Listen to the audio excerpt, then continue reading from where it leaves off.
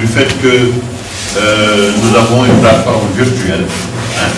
Il y a un certain nombre de textes fondamentaux qui ont été mentionnés. Je vous rappellerai par un mail. Je peux avoir une copie de ces textes pour que nous puissions les mettre sur la plateforme. Je pense que ça permettra aux uns et aux autres de pouvoir avoir accès à cela et de pouvoir l'intégrer dans le travail. C'est, je pense, le début de collaboration. Mais nous ferons encore appel à vous. Et dans le compte de contraintes de calendrier, faites-nous signe dès que vous devez passer dans la zone. Nous trouverons toujours une occasion pour ce master, sinon également pour nos autres étudiants de d'autres sections, d'avoir l'occasion. Ce serait très intéressant d'avoir aussi ce débat avec les professeurs d'histoire et de géographie. Je pense que c'était très bonne chose. Encore une fois, merci beaucoup. Voilà. Merci bien. Voilà, d'accord. Et le projet pédagogique elle-même, mis en œuvre dans les 4 campus. À la différence de Dakar, nous l'avons commencé avec quelques mois de retard et nous avons enrichi le projet pédagogique en ajoutant des unités d'enseignement optionnelles qui intègrent les aspects liés à la décentralisation, des aspects liés à la santé et des aspects également liés à l'environnement. Cela dans le processus d'attirer l'attention des autres campus sur l'importance de quelques éléments d'introduction. Et donc à l'intention de nos collègues, je voudrais encore une fois vous tous remercier le professeur Fatou Camara, chargé d'enseignement à la faculté des sciences juridiques et politiques de l'Université Cheikh Anta Diop de Dakar. Et comme je vous l'ai dit, les droits de la femme, elle joue un rôle extrêmement important au niveau de la situation. Son cours va porter principalement sur son ouvrage publié sur le droit, le pouvoir africain, à pouvoir les juristes, reprend dans une certaine mesure, pour Fatou Kiné Camara, c'est complètement différent, parce que là, et vous avez... Et nous vous en félicitons et nous sommes très fiers de voir... invité à intervenir dans ce master, parce que c'est vrai qu'il porte sur c'est une démarche qui m'intéresse, c'est une démarche qui fonde toutes mes recherches, et j'étais très enthousiaste à l'idée de participer, même s'il a fallu que vous assistiez un peu, parce que la charge de cours est tellement importante à la faculté de droit que c'était difficile d'accepter d'emblée, mais vraiment je suis contente de l'avoir fait. Et je dois dire aussi que je suis très impressionnée par le profil des auditeurs et auditrices de ce master. Et vraiment très honorée de venir partager mon savoir avec vous. Et j'attends beaucoup aussi de nos échanges, parce qu'étant donné vos profils, je suis certaine que j'aurai aussi beaucoup à apprendre à vous écouter. Donc ça va être vraiment un échange. Je vous apporte le résultat de mes recherches et vous partagez avec moi le résultat de votre expérience, de vos recherches, de ce que vous savez déjà par votre parcours et par vos études et par votre expérience professionnelle aussi. Si j'ai bien compris, ces 5 modules, donc aujourd'hui c'est une entrée en matière dans le cours sur la conception africaine du pouvoir. C'est vraiment le point de départ, c'est la méthodologie de recherche. Ce que l'on va voir dans les modules qui vont suivre, je le prends tout. Les conclusions auxquelles je vais parvenir, les exposés que je vais faire sur le pouvoir, la conception africaine du pouvoir, ce n'est pas quelque chose que j'invente. J'insiste toujours sur ça parce que pour beaucoup d'entre vous, peut-être, je ne sais pas dans cette salle si ça va être surprise pour vous ou pas, mais c'est une découverte, ce que l'on apprend sur beaucoup de points de l'histoire africaine. Système de pensée africain, sur le système juridique africain, sur le statut de la personne en droit africain. C'est tellement étonnant que si on commence par dire voilà comment c'était et qu'on n'explique pas par comment est-ce qu'on est arrivé à faire cette découverte, les personnes vont nous laisser parler. C'est parce que, par exemple, parce que je suis défenseur des droits de la personne humaine, que je colore le passé de l'Afrique en fonction de ce que je fais aujourd'hui.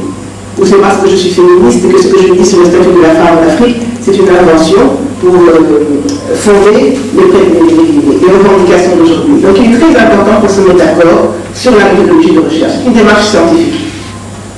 C'est la même démarche qu'avait adoptée Cheikh Anta Diop quand il a écrit son livre Nation de l'agriculture et qu'il a été contesté. C'est tout ce que j'ai écrit sur le plan scientifique. Vous autres, vous êtes des autres qui le contestez, vous êtes des scientifiques. Apportez-moi la démonstration contraire, la preuve contraire sur le plan scientifique. On n'est pas dans le domaine de l'idéologie, on n'est pas dans le domaine de l'opinion. Chacun de nous a notre opinion de... Non, quand on est dans le domaine scientifique, on n'est pas dans le domaine des opinions, on est dans le domaine des faits que l'on peut prouver. Et qui peuvent être aussi démontrés, la même expérience peut être faite par d'autres. Donc il s'agit de dire qu'on fonde ce que l'on dit, le résultat de nos recherches. Comment est-ce qu'on est arrivé là? Afin que toute autre personne qui conteste, qui veut vérifier la véracité de nos résultats, puisse refaire le parcours. Donc, quelle a été cette méthodologie de recherche? Je vous résume le contenu de ce module. Ça va être l'explication d'une méthodologie appropriée de découverte du droit qui existait en Afrique avant les grands bouleversements qui ont secoué les continents. Et c'est aussi cette méthodologie qui va nous permettre de définir des termes qui vont apparaître beaucoup dans mes exposés. C'est le terme négro-africain ou autochtone. Qu'est-ce qu'on entend par là? Telle chose est africaine, négro-africaine ou autochtone. Et je vais enfin exposer au cours de ce module une technique de distinction entre les règles de droit et les normes sociales autochtones et les règles de droit et les normes sociales qui datent des ères de bouleversement social et de manque d'insécurité. Donc ce qui est venu après que l'Afrique a été complètement bouleversée par la traite des Noirs qui a quand même duré, il faut le savoir pour ce qui est de la traite transsaharienne dont on ne parle pas assez, depuis le XVIe siècle et qui s'est prolongée jusqu'au début du XXe siècle. Et la traite transatlantique, qui est la plus médiatisée, la plus connue, qui a commencé au XVe siècle jusqu'au XIXe siècle. L'objectif de ce premier module, c'est de montrer que l'existence d'un système autonome et cohérent de règles juridiques et sociales en Afrique ne date ni de l'introduction de l'islam ni de la colonisation. Ce n'est pas l'islam qui nous a civilisés, ce n'est pas la colonisation qui nous a civilisés. On oublie souvent parce que aujourd'hui c'est assez partagé l'idée qu'on n'a pas attendu les Européens pour être civilisés. Mais l'idée qui n'est pas encore très partagée, c'est cette idée que les bonnes règles de conduite sociale que nous avons, ce qui est bien, c'est grâce à l'islam. Donc on a encore cette idée qui est en nous, parce que c'est ce qui est propagé. Ce qu'on a de bien, c'est grâce à l'islam. Et tout le reste doit être rejeté. Tout ce qui est autochtone, qui est réellement africain, ce n'est pas bon. Donc il est important de montrer qu'on avait un système, et je vais montrer quel type de système c'était. Donc une civilisation dont l'Afrique peut être fière et qui est totalement indigène à l'Afrique. On est allé la chercher nulle part, c'est nous-mêmes, et on va voir comment est-ce qu'on peut démontrer cela. C'est nous-mêmes qui avons mis sur pied cette civilisation. Donc il faut aussi déconstruire l'idéologie d'un droit coutumier africain identique et inchangé depuis la nuit des temps. Ce que l'on voit aujourd'hui dans différentes coutumes de communautés africaines, ce n'est pas forcément ce qui existe depuis, parce que la tradition c'est ça, c'est l'idée que c'est ce qui a été transmis de génération en génération sans que cela change. La tradition elle change, elle s'adapte, y compris les traditions africaines. Donc il est important de pouvoir faire la différence entre ce qui existe aujourd'hui et qu'on appelle coutume africaine et ce qui a existé au départ, toujours sous le nom de coutume africaine. Ce n'est pas forcément la même chose. Il faut aussi, et ça va être l'objectif de cette méthodologie de recherche, c'est aider à déconstruire l'assimilation entre droit coutumier africain et droit musulman. Aujourd'hui, on entend beaucoup dans nos langues quand on parle. La seule langue nationale que je parle, malheureusement, c'est le Wolof. Notre tradition, notre passé. Et ce que l'on met dans les traditions et le passé, c'est quelque chose qui ne naît pas du passé. Nos traditions autochtones, indigènes, ce sont des coutumes arabo-musulmanes que l'on s'approprie. Et on dit c'est notre passé, ce sont nos coutumes. Il faut pouvoir nommer, mettre dans... Ça, c'est la démarche scientifique. Mettre dans chaque catégorie ce qui lui appartient. Ça existe aujourd'hui dans plusieurs communautés africaines, ça existe là, mais ça vient d'où? on doit pouvoir retracer l'origine de la règle. Dire ça vient, c'est une coutume arabo-islamique que l'on a intégrée, que l'on a acceptée, très bien, mais il faut pouvoir dire d'où est-ce que ça vient. Ça, c'est une coutume autochtone africaine, on doit pouvoir aussi identifier. Donc, enfin, l'objectif de cette méthodologie de recherche, c'est de faire connaître les moyens d'établir de manière scientifique. Je tiens beaucoup, parce que quand on discute de certaines règles, normes qui sont contestées, controversées, chacun donne son opinion. Il ne s'agit pas de contester, et c'est la raison aussi pour laquelle il est difficile d'en parler dans un milieu qui n'est pas un milieu de débat scientifique. Parce que si j'apporte les résultats d'une recherche scientifique, et que la personne en face me dit c'est pas vrai et me donne son opinion, ça n'a pas d'intérêt. Si on conteste, ça ne fait que sur le plan scientifique. Sur le plan scientifique, apporter la preuve qui déconstruit le résultat que je viens de mettre sur la table.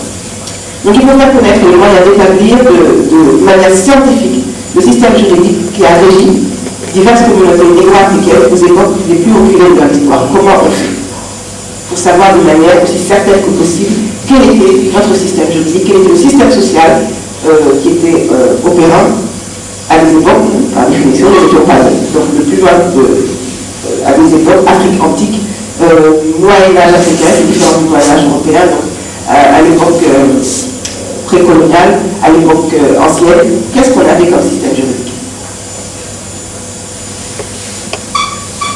Qu'est-ce qui m'a amené et doit aussi, j'espère, nourrir votre intérêt pour cette démarche, qui est une démarche un peu fastidieuse. Comme toutes les démarches scientifiques, il faut être très minutieux, aller dans les détails. C'est aussi une recherche pluridisciplinaire, donc s'intéresser à différentes matières qui ne sont pas forcément notre matière de formation. Comme l'a dit le professeur Wadakafal, moi j'ai une formation de droit public, pas de droit privé, je n'ai pas une formation d'historien du droit, donc je me suis mis à l'anthropologie juridique et à l'histoire du droit africain, par moi-même. Mais ce qu'il y a, c'est qu'à partir du moment où on a une formation